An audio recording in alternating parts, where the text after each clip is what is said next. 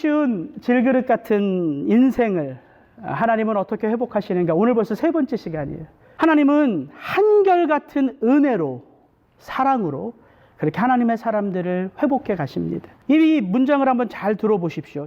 저와 여러분의 선함이, 우리의 성실함과 수고가 하나님의 은혜를 더욱 은혜되게 하는 것이 아닌 것처럼 우리의 실패, 우리의 실수가 또 우리의 연약함과 넘어짐이 그 은혜를 은혜되지 못하게 하는 것이 아닙니다.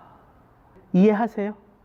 우리의 그 어떤 잘남이 하나님의 은혜를 더욱 은혜되게 하는 것이 아닌 것처럼 우리의 넘어짐과 실수와 우리의 죄악이 하나님의 은혜를 막을 수 없다는 것입니다. 우리는 엘리야의 모습을 통해서 그것을 봐가고 있어요. 갈멜산 그 정상에서도 하나님의 아들 엘리야였고요. 그 광야 로뎀나무 아래에서 죽여달라고 하는 엘리야도 하나님의 아들이었어요. 그래서 하나님의 은혜는 절대 은혜요, 하나님의 사랑은 절대 사랑인 것입니다. 지친 엘리야에게 천사를 보내어 숯불에 구운 떡과 물을 먹게 하시고 그로 깊은 잠을 잘 수 있도록 부드러운 터치로 어루만지신 그 하나님의 사랑에 힘입어 엘리야는 먼 길을 떠납니다. 그것이 오늘 본문 8절입니다. 이에 일어나 먹고 마시고 그 식물의 힘을 의지하여 40주 40야를 행하여 하나님의 산 호렙에 이르니라. 이세벨의 위협을 피하여 도망친 이스라엘에서 부엘세바까지의 약 150km는 정신없는 도피 생활이었을 거예요, 엘리야에게. 그래서 아마 제대로 먹지도 마시지도 못한 급박한 길이었을 것입니다. 또한 부엘세바에서 사환을 두고 광야길로 하루 더 깊이 들어간 이 로뎀나무 아래까지의 그 하루 길은 엘리야에게 있어서는 낙심과 절망의 길이었을 거예요. 살아갈 그 어떤 힘도 남아있지 않아서 모든 에너지가 다 고갈되어 하나님 앞에 죽기를 고백하는 이 엘리야의 심정을 하나님이 아신다는 거죠. 하나님. 그래서 아무 말씀도 안 하시는 거예요. 그래서 먹이시고 마시게 하고 깊은 잠을 잘 수 있도록 어루만지십니다.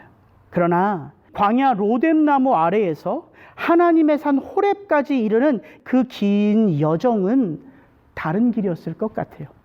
왜냐하면 그 길은 약 보름이면 갈 수 있는 길인데 오늘 본문은 40일 밤낮을 엘리야가 걸어서 그곳에 그 굴로 들어갔다고 이야기합니다. 여러분, 보름이면 갈 수 있는 그 길을 40일을 걸어가요. 근데 이건 허기지고 지친 길이 아니에요. 분명히 8절은 말하죠. 식물의 힘을 의지하여 걸어간 길이라고.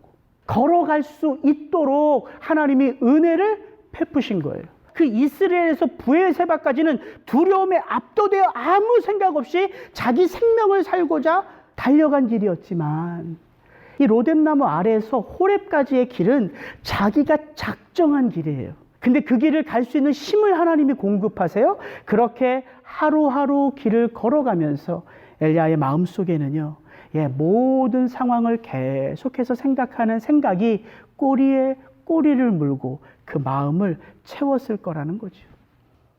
지금 자신이 처한 이 상황, 침묵하고 계시는 듯 보여지는 하나님에 대한 생각으로 그의 마음이 차올라갔을 거예요. 9절은 이렇게 우리에게 말해줍니다. 엘리야가 그곳 굴에 들어가 거기서 유하더니 여호와의 말씀이 저에게 임하여 이르시되 엘리야야, 내가 어찌하여 여기 있느냐. 하나님의 타이밍이 기가 막혀요. 하나님은 아세요. 말해야 될 때와 침묵하실 때, 어루만지실 때와 징계하실 때를 하나님이 아십니다. 그가 그곳에 들어가 바로 그 굴에 자리를 펴고 유할 때에 하나님의 말씀이 임하는데 어떻게 임하냐면 여호와의 말씀이 저에게 임하여 이르시되. 우리에게도 익숙한 구절 아닙니까? 여호와의 말씀이 엘리야에게 임하여 이르시되. 엘리야는 이 말씀을 따라서 여기까지 온 거잖아요, 사실. 하나님의 말씀을 따라서 그가 가야 할 곳, 그가 해야 할 일, 그것들을 하나님이 하나하나 짚어주는 거잖아요. 설교를 듣는 우리에게도 이 표현이 익숙한데 엘리야에게 이 말씀이 얼마나 익숙하겠냐는 거죠. 엘리야가 호렙산에서 들었던 첫 번째 하나님의 음성은 익숙한 음성이었어요. 그 익숙한 음성으로 하나님이 엘리야에게 묻습니다. 엘리야야, 네가 어찌하여 여기 있느냐. 영어 성경으로 보면 이렇게 되어 있어요. What are you doing here, Elijah? What are you doing here? 너 여기서 뭐하니? 여기 하나님의 질문이었어요.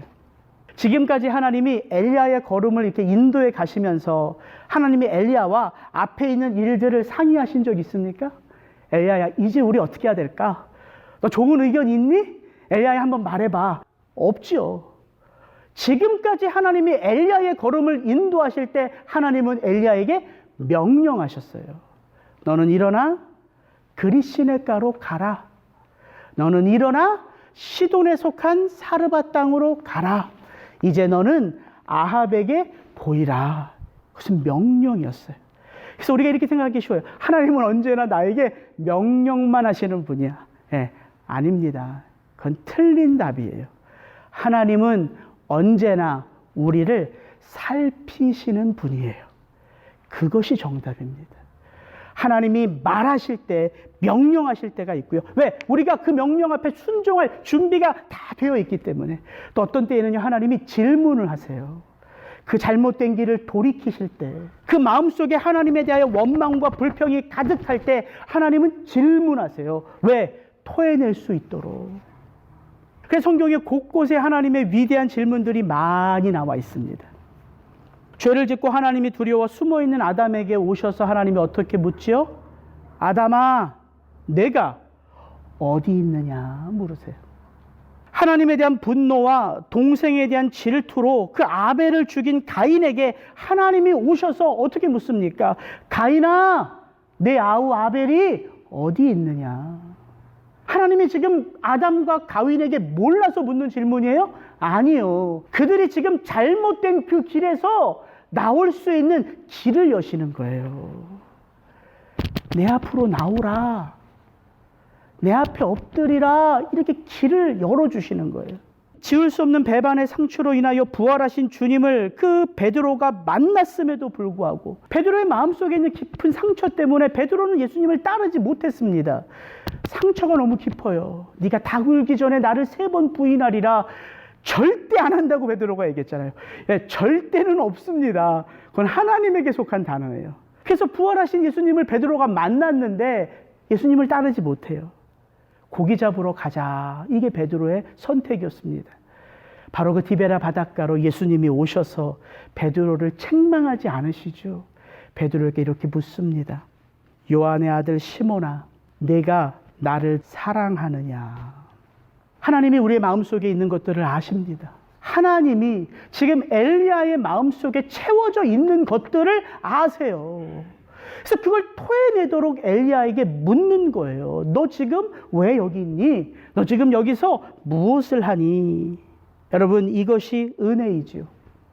우리로 하여금 마음을 열 수 있도록, 우리로 하여금 내 속에 채워져 있는 그 억울함을 토해낼 수 있도록 그걸 들어주시겠다고 하는 하나님이 내 앞에 계신 것이 은혜이죠. 은혜이죠. 10절에 이렇게 엘리야가 자기 속에 있는 것들을 다 쏟아냅니다. 저가 대답하되 내가 만군의 하나님 여호와를 위하여 열심히 특심하오니 이는 이스라엘 자손이 주의 언약을 버리고 주의 단을 헐며 칼로 주의 선지자들을 죽였음이오며 오직 나만 남았거늘 저희가 내 생명을 찾아 취하려 하나이다. 엘리야가요, 하나님의 질문에 지체함이 없어요. 툭 찌르니까 툭 하고 뱉어내요. 여러분, 무엇을 느낄 수 있습니까? 지난 40일 동안 엘리야가 그 하나님의 산 호렙을 향하여 걸어가면서 어떤 생각 속에 달려왔는지를 알 수 있는 대목이에요. 우리가 지금 하나님 앞에 고백하는 그 모든 것들이 엘리야의 마음속에 채워져 있어서 하나님의 질문 앞에 툭 하고 뱉어내는 거예요. 여러분, 왜 갑작스러운 질문을 받으면 답변하기 어렵지요? 어렵죠. 그런 경험들 안 해보셨습니까? 하나님이 지금 당장 여러분에게 나타나셔서 얘야, 내가 너에게 지금 무엇을 해주기 원하느냐 이렇게 말씀하셨다고 상상을 한번 하세요. 지금 답변이 탁 떠오르시는 분들이 있으세요? 저는 제 스스로에게 질문을 던지는데 막 너무 좋을 것 같은 거야. 막 뭘 말해야 되지? 너무 좋은데 막 순간 당혹스러운 거야. 뭘 하나만 얘기해야 될지가 당혹스러운 거예요. 이해하시겠죠? 왜 하나님이 솔로몬의 답변을 그렇게 귀하게 받으셨는지 이해하시겠어요? 하나님이 솔로몬의 꿈에 나타나서 아들아 내가 너에게 무엇을 해주기를 원하느냐? 솔로몬이 엉뚱한 대답을 합니다. 우리 아버지가 이 땅을 하나님의 백성들을 공의와 정의로 다스리고 그 아버지의 은혜로 내가 아버지의 그 자리에 섰는데 종은 작은 아이입니다. 우리 아버지가 다스린 이 나라를 종이 다스리긴 너무나 벅찹니다. 하나님 제게 듣는 마음을 주옵소서. 이 솔로몬의 답변이 하나님의 마음 속에는 너무 기뻤어요.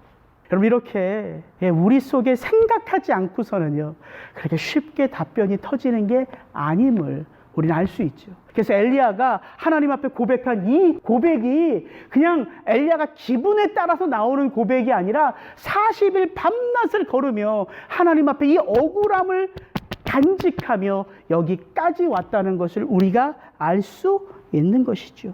엘리야에게 한 답변을 제가 이렇게 이제 도식을 해보니까 이게 훨씬 이해가 쉬워요. 내가 만군의 하나님 여호와를 위하여 열심히 특심입니다. 누가? 내가. 그 다음 문장이에요.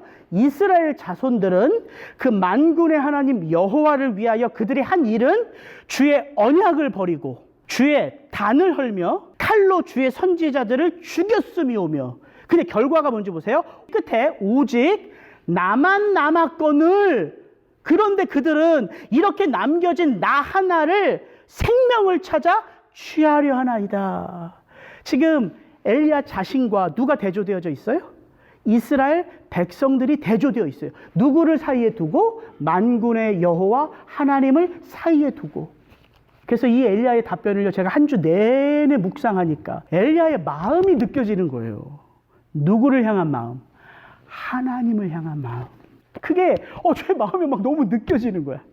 하나님, 당신을 위하여 내가 어떻게 살아왔는지를 하나님 모르십니까? 내가 당신에게 어떤 존재인지를 잊으셨습니까? 정말 몰라요, 하나님? 당신을 향한 내 열심을 몰라요, 하나님? 하나님 도대체 이 돌아가는 이 땅의 상황들을 하나님 지금 알고나 계십니까? 하나님 어떻게 저들이 감히 나와 같은 자를 죽이도록 하나님 방치하고 계십니까? 엘리야의 답변을 너무나 많이 이렇게 생각하니까 지금 엘리야가 하나님께 오히려 되묻고 있는 것처럼 제가 느껴지는 거예요. 되묻고 있는 것처럼. 이게 엘리야의 마음이에요. 그 억울하고 그 분한 감정들이 우리에게도 느껴집니다. 왜냐하면 여러분 우리가 인생을 살아가면서 우리 또한 자주 그 하나님에게 이런 감정들을 가질 수 있기 때문이에요. 이게 사실 아닙니까? 하나님의 크심 압니다. 성경이 말하고 있으니까. 설교 때 들으니까. 하나님의 전능하심도 알아요. 체험은 못했지만 알아요. 하나님이 모든 것을 주관하시는 주관자요 창조주이심도 압니다. 근데 안다고 해서 하나님을 향한 감정이 없느냐? 아니요. 지금 내가 경험하고 있는 이 일들로 인하여 지금 내가 경험하고 있는 이 아픔과 고통을 인하여 하나님 앞에 우리도 하나님을 향한 탄식이 가득할 때가 있다는 것이죠. 이게 현실이잖아요. 그것이 때로는 분노로 표출되기도 합니다. 어떤 때는 그것이 억울한 하소연으로 표출되기도 합니다. 하나님 제발 좀 이렇게. 때로는 그것들이요 죽여달라는 땡깡으로 드러나기도 해요. 이렇게 엘리야처럼. 영적 침체는 다른 것이 아닙니다. 깊은 웅덩이에 빠져 주변을 보지 못한 채 오직 한 곳만을 응시해요. 그 한 곳, 나를 빠뜨린 그곳에 누가 계세요? 하나님이 계세요. 그래서 영적 침체란 그 하나님을 뵈는데 찬송과 기쁨이 아니라 응어리진 한으로 그 하나님을 보는 거예요. 이게 영적 침체입니다. 저는 엘리야의 이 고백 속에서 인간이 헤어나오기 어려운 그 깊은 절망이라는 웅덩이를 보게 되었어요. 그것은 바로 자기의의 웅덩이예요. 그것은 바로 과거와 현실이라는 그 울타리 속에 갇혀 있는 웅덩이예요. 그것은 바로 나라고 하는 웅덩이예요. 이것이 보편적으로 인간이 가지고 있는 깊은 절망의 웅덩이입니다. 자기의 과거와 현실이라는 테두리, 나라는 웅덩이 속에 인간은 자주자주 빠질 수가 있어요. 여러분, 선악과를 따먹은 인간에게 나타나는 모습이 뭐냐면 그게 자기의예요. 피할 수 없는 것입니다. 왜 선악과를 따먹은 인간에게 자기의가 드러날까요? 예, 선악을 알게 하는 기준이 누가 된 거예요, 이제? 내가 된 거예요. 하나님이 옳다, 하나님이 그르다, 그것에 순종하며 살아갈 때는 복이 누려지는데 선악을 알게 하는 나무를 먹으니까 모든 판단의 기준이 내가 된 거예요. 그래서 나 중심의 삶을 살아가는 것입니다. 이렇게 자기의가 드러나는 인간의 죄악된 모습 속에 가장 본질적인 게 뭐냐면 다른 사람들을 판단하고 정죄하는 거예요. 이게 가장 본질입니다. 왜 우리는 하나님까지도 판단하거든요. 엘리야가 하나님을 판단해요. 지금 뭐 하시는 거예요, 하나님 지금? 그래서 저는 이 엘리야 스토리를 계속해서 묵상하고 진행하다 보니까 묘하게 이 엘리야 이야기와 요나의 이야기가 굉장히 오버랩되는 것을 느꼈어요. 예, 요나의 이야기가 어떻게 시작합니까? 그 패역한 니느웨 땅을 돌이키시고자 하나님이 한 사람 요나를 보내세요. 엘리야의 스토리가 어떻게 시작해요? 하나님이 택하신 하나님의 백성을 돌이키시기 위하여 하나님이 한 사람 엘리야를 보내십니다. 물론 요나의 삶과 엘리야의 삶은 달랐어요. 비교할 수 없습니다. 그들이 가지고 있는 불만도. 근데 묘하게 그 끝이 어떻게 끝나냐면 자기 의로 가득 응어리진 요나를, 엘리야를 하나님이 바꾸어 가시는 이야기로 끝나요. 니느웨를 바꾸는 이야기로 시작했는데 결국 끝은 누구를 바꾸기 원하시는 하나님으로 끝나요? 요나를 바꾸기 원하는 하나님으로 끝나요. 이스라엘 백성들을 바꾸는 이 엘리야의 이야기가 이제 끝 마무리로 가니까 하나님이 주목하여 누구를 보고 계세요? 엘리야를 보고 계세요. 그게 무슨 이야기입니까? 우리를 주목하신다는 거예요. 하나님의 나라는 하나님의 하나님 되심을 아는 한 사람으로부터 시작되기 때문에 천하만큼 한 영혼이 하나님에게는 똑같은 거예요. 똑같은 거예요. 그래서 이게 저는 묘한 은혜로 제게 다가오더라고요. 여러분, 이 자기의로 살아가는 자들이 어떻게 구원을 경험할 수 있겠습니까? 그래서 구원은요, 우리 속에서 깨달아지는 깨달음이 아닌 거예요. 구원은요, 내 안에서 솟아나는 게 아니라 밖으로부터 오는 거예요. 그 거룩하신 분, 그 완전하신 분, 그 내 자기의를 철저히 깨뜨리고 회복시키실 수 있는 그 위로부터 구원은 임하여 들어오는 거예요. 들어오는 거예요. 우리의 삶 속으로. 그래서 우리가 새로운 삶을, 그 힘을 의지하여 살아가기 시작하는 것입니다. 이것이 구원이에요. 그럼 엘리야가 어떤 사람이었어요?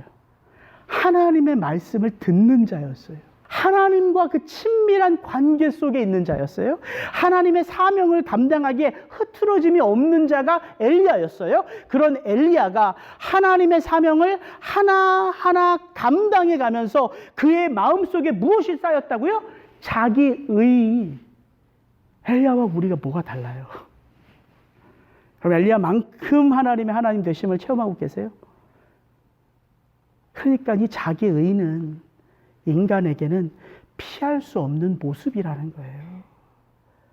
그래서 우리가 아닌 하나님의 의가 우리의 삶을 덮는 것이죠. 그래서 이후에 나오는 내용들이 저에게는 큰 은혜였습니다. 이 엘리야의 이 고백을 다 들으시고 하나님이 엘리야에게 화를 내지 않으세요. 하나님이 억울하다고 네가 그럴 줄 몰랐다 내게 이렇게 분을 쏟지도 않으세요. 하나님이 엘리야에게 이렇게 말씀하십니다. 11절 12절 여호와께서 이르시되 너는 나가서 여호와 앞에서 산에 서라. 하시더니 여호와께서 지나가시는데 여호와 앞에 크고 강한 바람이 산을 가르고 바위를 부수나 바람 가운데에 여호와께서 계시지 아니하며 바람 후에 지진이 있으나 지진 가운데도 여호와께서 계시지 아니하며 또 지진 후에 불이 있으나 불 가운데도 여호와께서 계시지 아니하더니 불 후에 세미한 소리가 있는지라. 하나님이 엘리야에게 던진 질문은요, 그냥 엘리야의 마음속에 있는 억울함과 분함을 쏟아내는 것에 머물러 있는 것이 아니라요, 하나님은 엘리야를 회복하실 수 있는 능력이 있으세요. 그 시작이 질문이었던 거예요. 친밀한 음성, 익숙한 음성으로. 두 번째, 하나님이 엘리야에게 들려주신 음성은 오늘 본문은 이렇게 말합니다. 세미한 소리가 있었다. 저는 우리가 읽었던 11절 말씀 앞에 이게 참 은혜가 돼요. 하나님이 엘리야에게 이르시되 너는 나가 여호와 앞에 산에 서라, 이거예요. 이렇게 하나님 앞에 모든 걸 쏟아놓고 그 자리에 가만히 있는 엘리야에게 엘리야야 일어나 내 앞에 이 산을 한번 바라봐라, 이렇게 말하는 장면이에요. 여호와 앞에 서라. 근데 이거 우리 엘리야 이야기하면서 많이 듣는 표현 아니에요? 여호와 앞에. 이게 무슨 표현이라고 그랬어요? 나의 섬기는 사시는 하나님이라는 표현이 영어로 보면 이렇게 되어 있다고 말씀드렸어요. As the Lord God of Israel lives before whom I stand. 섬긴다는 게 무슨 의미냐면 하나님 앞에 서는 게 하나님을 섬긴다는 거예요. 엘리야는 계속해서 그 말을 고백하는 거예요. 이거 내 뜻 아니야, 내 계획 아니야, 내가 섬기는 사시는 하나님의 말씀으로 내가 하는 거야. 내가 그 하나님 앞에 서 있기 때문에 이건 하나님의 음성이야, 하나님의 계획이야. 여러분, 신앙의 힘은요, 이 고백에서 나오는 거예요. 우리가 여호와 앞에 있음을 깨달을 때 능력이 나오는 거잖아요. 여기서 제가 아무리 똑똑한 자로 서서 설교하는데 무슨 힘이 있습니까? 죄송해요, 또 소리를 질러요. 여기에 여호와 앞에 서는 믿음으로 설 때 이 말씀 안에 능력이 있는 거죠. 근데 영적 침체란요, 우리로 하나님 앞에 서 있는 것을 못하게 하는 게 영적 침체라고요. 제가 말씀드렸잖아요.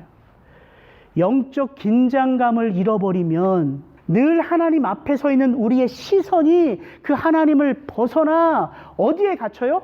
내가 처한 현실, 내가 속한 이 상황 속에 우리가 함몰되어져 가는 게 영적 침체예요. 그래서 여호와 앞에 서 있는 것을 잊어요.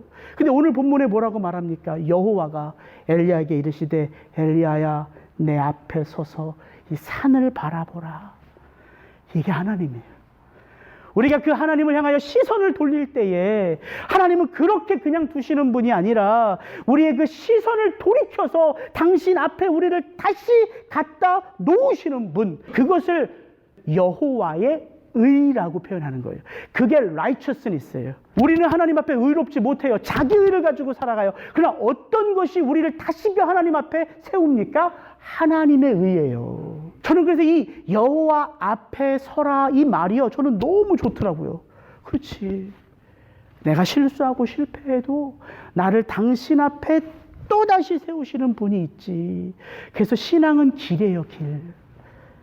오랫동안 그 하나님을 의지하여 걸어가는 길, 그 길을 걷다가 때로는 우리는 길을 잃어버리고, 때로는 여기가 좋다고 주저앉고, 때로는 이 길을 포기하고자 하나님 앞에 원망할 때에도 하나님이 우리를 향한 포기가 없으시기에 다시 그 길을 걸어갈 수 있도록 당신 앞에 세우신다고요. 이게 신앙이에요. 엘리야가 세미한 음성을 듣지요. 13절 14절입니다. 불 후에 세미한 소리가 있는지라. 엘리야가 듣고 겉옷으로 얼굴을 가리우고 나가 굴 어귀의 섬에 소리가 있어 저에게 임하여 가라사대 엘리야야 내가 어찌하여 여기 있느냐. 저가 대답하되 내가 만군의 하나님 여호와를 위하여 열심히 특심하오니 이는 이스라엘 자손이 주의 언약을 버리고 주의 단을 헐며 칼로 주의 선지자들을 죽였음이오며 오직 나만 남았거늘 저희가 내 생명을 찾아 취하려 하나이다. 예, 이상하게요, 똑같은 질문을 하나님이 던지시고요, 똑같은 답을 엘리야가 해요. 그래서 그 앞에 하나님이 보여주신 그 현상이 무엇인지 우리가 깨달을 수 있는 거예요. 지금 엘리야가 본 현상들이 무엇입니까? 또한 지금 엘리야에게 들려오는 이 세미한 음성은 무엇입니까? 여러분, 지금 엘리야는 하나님을 향하여 갖고 있는 마음이 있습니다. 왜 하나님 아무것도 모르시는 분처럼 방관하고 계십니까? 하나님, 도대체 이 백성들이 당신이 사랑하여 택하시고 사랑하여 언약을 맺은 그 백성들이 맞는 것입니까? 어찌하여 이 패역한 백성들의 이 모습을 그대로 두고만 보고 계십니까? 이게 엘리야의 고백이었잖아요. 엘리야의 마음이었잖아요. 하나님이요, 정확히 그 엘리야의 마음을 아시는 거예요. 그래서 엘리야에게 보여주세요. 엘리야야, 네가 원하는 것들이, 네가 보고 싶은 것들이 이런 것이니? 그래서 하나님이 그 산 앞에서 쫙 지나가시는데요, 바람이 부는데, 어떤 바람이에요? 산을 가르고 바위를 쪼개는 바람이래요. 그 바람 위에 지진이 있는데요, 이 호렙산 전체를 뒤흔드는 지진이래요. 그 지진 위에 불이 임하는데 모든 것을 태울 듯한 불이래요.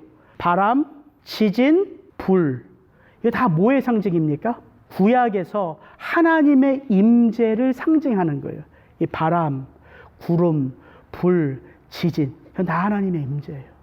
하나님이 이스라엘 백성들과 출애굽 후에 호렙산에서 언약을 맺을 때 그렇게 임하셨거든요. 불로, 바람으로, 지진으로. 이스라엘 백성들이 두려워서 그 하나님이 보여주시는 이 현상 앞에 나아갈 수 없어서 모세에게 이렇게 말했어요. 우리는 하나님 앞에 나아갈 수 없으니까 하나님이 다시는 우리에게 이런 모습으로 나타나지 않도록 하나님이 너하고만 얘기하면 돼. 그래서 하나님이 모세에게, 그 출애굽기를 보면 모세에게 소리로 말씀하셨다고 말해요. 우리는 여호와의 말씀이 엘리야에게 임하여 어떻게 임하는지 모르잖아요. 보통 학자들은요, 엘리야의 마음속에 하나님의 말씀이 임했다고 하는 거예요. 여호와의 말씀이 임했다. 그러니까 말씀이 임한 것과 하나님이 소리로 말씀하신 것은 같지만 또한 다른 표현인 거죠. 하나님이 다르게 역사하시는 거예요. 엘리야가 그 바람과 그 지진과 그 불 후에 당연히 있어야 할 여호와의 임재를 느끼지 못했어요. 엘리야가 어떤 선지자예요? 불의 선지자였잖아요. 불을 내렸잖아요. 닫힌 하늘문을 열고 비를 내렸잖아요. 엘리야는 기적의 선지자잖아요. 기적의 선지자. 당연히 하나님이 계셔야 되는데 하나님의 임재를 전혀 느끼지 못하는 거예요. 근데 그 하나님의 임재가 없어 당혹스러워하는 엘리야에게 뭐가 들려와요? 세미한 소리라고 성경이 말합니다. 세미한 소리. 그리고 그 소리가 또다시 질문하는 거예요. 엘리야야, 네가 어찌하여 여기 있느냐? 하나님이 아세요. 그럼 우리도 이 엘리야의 마음을 충분히 이해할 수 있습니다. 우리의 상황 가운데 막다른 골목 앞에서, 우리의 상황 가운데 내 힘으로는 도저히 할 수 없는 그 문제 앞에서 우리가 하나님께 원하는 게 무엇입니까? 더 큰 능력 아니에요? 하나님, 이 상황을 역전시킬 수 있는, 내 힘으로는 손 하나 까딱할 수 없는 이 상황을 역전하시는 그 하나님의 임재를 체험하기를 원합니다가 우리의 마음이잖아요. 더 큰 하나님의 힘, 더 큰 하나님의 임재, 더 큰 하나님의 역사. 엘리야는 지금 그걸 하나님 앞에 기대하고 있는 거 아닙니까? 근데 그렇게 하나님이 역사하지 않는다고요. 그래서 제가 이 본문을 묵상하는데 동일하게 저에게 들려오는 소리가 있었어요. 죄송합니다. 동일하게 떠오르는 말씀, 이게 솔직한 표현이죠. 불 가운데 계시지 않고, 지진 가운데 계시지 않고, 바람 가운데 계시지 않는다는 그 표현을 제가 묵상하는데 저에게 떠올랐던 말씀이 뭐였냐면, 여러분 잘 들어보세요. 내가 사람의 방언과 천사의 말을 할지라도 사랑이 없으면 소리나는 구리와 울리는 꽹과리가 되고, 내가 예언하는 등이 있어 모든 비밀과 모든 지식을 알고 또 산을 옮길 만한 모든 믿음이 있을지라도 사랑이 없으면 내가 아무것도 아니요, 내가 내게 있는 모든 것으로 구제하고 또 내 몸을 불사르게 내어줄지라도 사랑이 없으면 내게 아무 유익이 없느니라. 너무나 유명한 고린도전서 13장 사랑장의 시작 아닙니까? 바울이 고린도 교회 성도들에게 너희에게 아무리 강력한 은사와 능력이 있을지라도 너희에게 산을 옮길 만한 믿음이 있을지라도, 너희에게 다른 일을 섬기고 구제하는 그 뜨거운 열정이 있을지라도, 뭐가 없으면 아무것도 아니요, 아무 유익도 아니라 말합니까? 뭐가 없으면? 사랑이 없으면. 이 사랑은 뭘까요? 무슨 사랑일까요?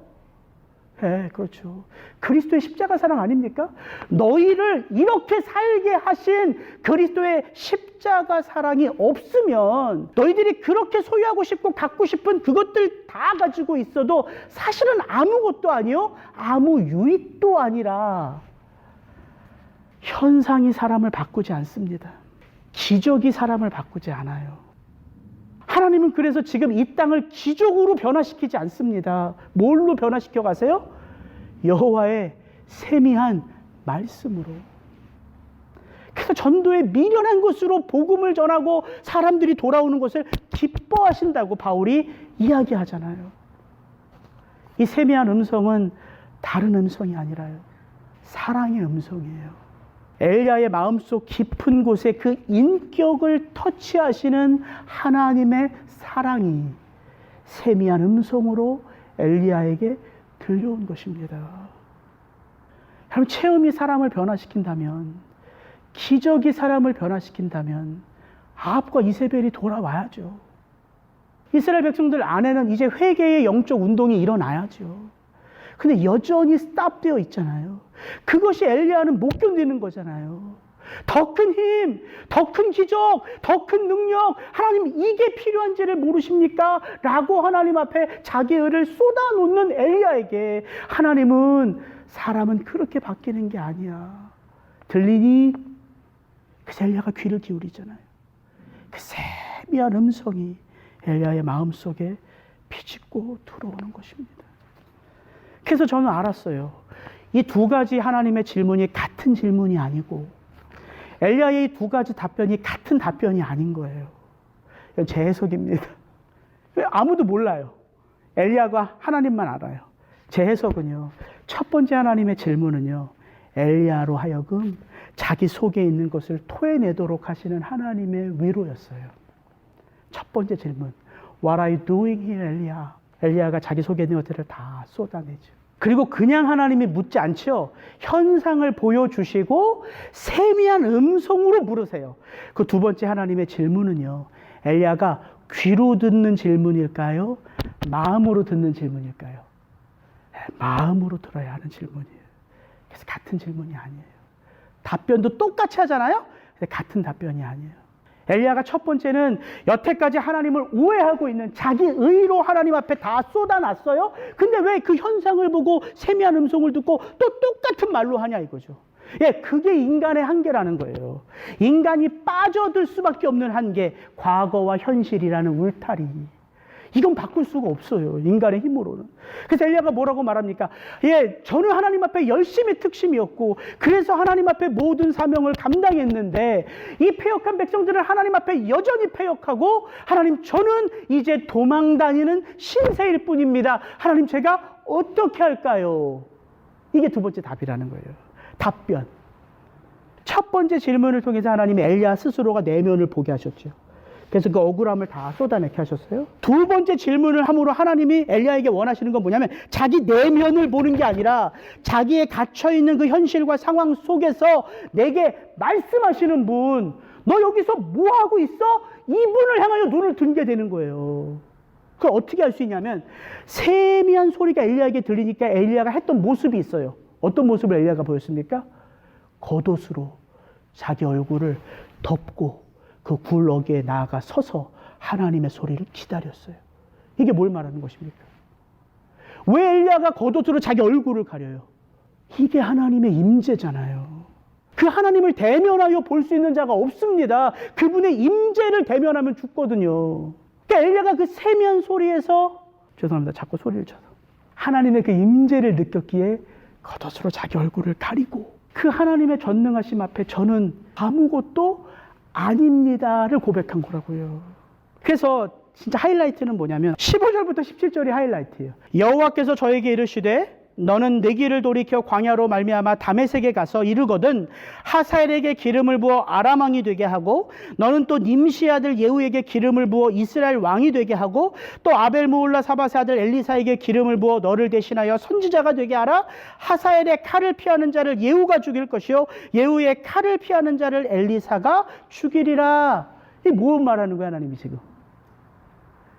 엘리야가 하나님을 딱 응시하고 저는 아무것도 할 수 없이 여전히 이렇게 쫓기는 도망자의 신세일 뿐입니다 라고 고백할 때 하나님은 더 이상 엘리야를 위로하지 않으시고 현상을 보이시지 아니하시고 어떻게 하세요?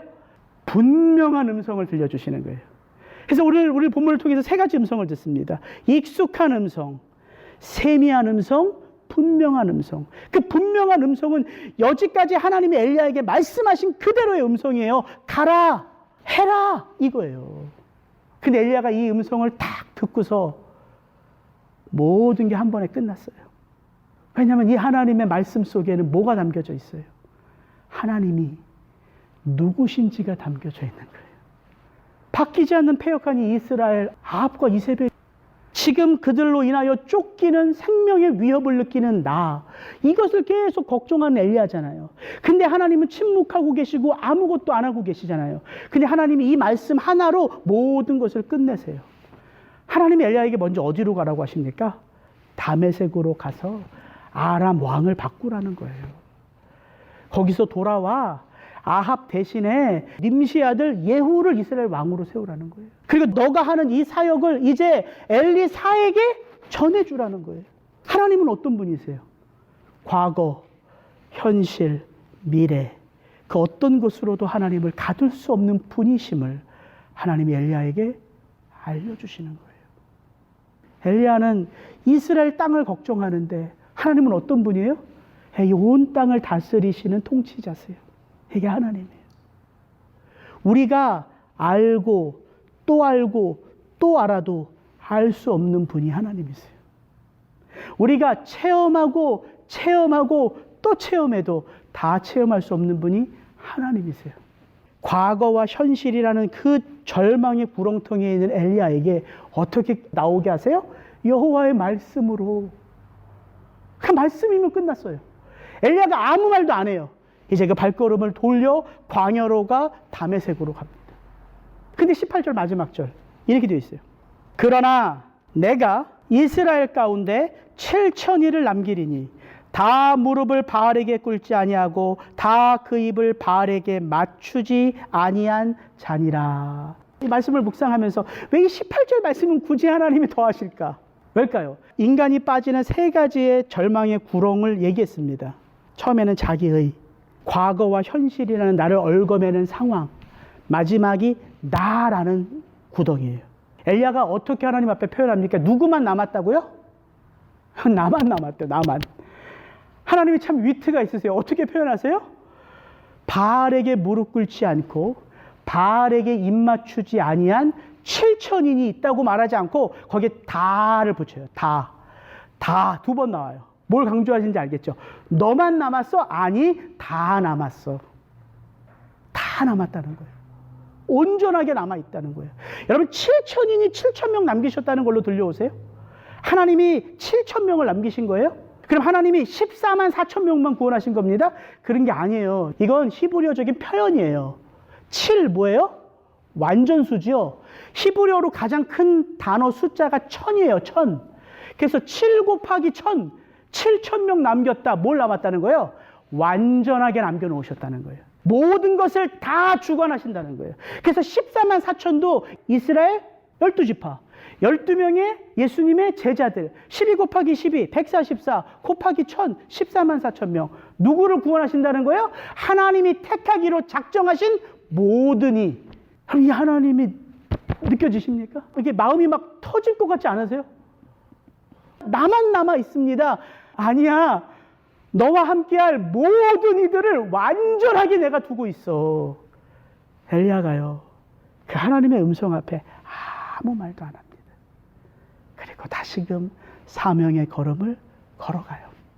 엘리야는 이 호렙산에 이스라엘 백성들을 하나님 앞에 고소하려고 왔어요. 왜? 바로 여기 이 땅에서 하나님과 이스라엘 백성들이 언약을 맺었거든요. 그래서 자꾸 언약이라는 표현을 쓰는 거예요, 엘리야가. 언약을 맺은 이 백성이 이렇게 삽니다. 그래서 이 이스라엘 백성들을 고소하러 하나님 앞에 엘리야가 이 호렙산에 딱 왔는데 하나님은 그 자리에서 다시 그 백성들을 향한 사명을 허락하며 돌려보내시는 거예요. 호렙산은요, 머무는 자리가 아니라 회복하여 다시 나아가는 자리예요. 저는 우리 리사운드 공동체가요, 이런 예배를 꿈꾸는 공동체이기를 축복합니다. 하나님 앞에 나와서 다시 무너진 사명을 회복하고 다시 삶의 자리로 흩어져 나아갈 때에 흩어져 나아가 하나님의 말씀 앞에 선 여러분 한 분 한 분들을 통해서 그 나라가 견고하게 세워지는 공동체. 그래서 소망하는 건 다른 게 아니에요. 이 자리에서 목사의 생각이 전해지는 것이 아니라 제 기도 제목은 이것 하나입니다. 여호와의 말씀이 전해지고 그 말씀이 지친 여러분의 마음속에 다시금 그 그리스도의 십자가 그늘 아래 세워서 거기 안에서 다시 회복되어져 삶의 자리로 나아가는 공동체. 그것을 우리가 함께 소망하고 그것을 위하여 우리가 함께 기도하기를 주의 이름으로 축복합니다. 같이 기도하겠습니다.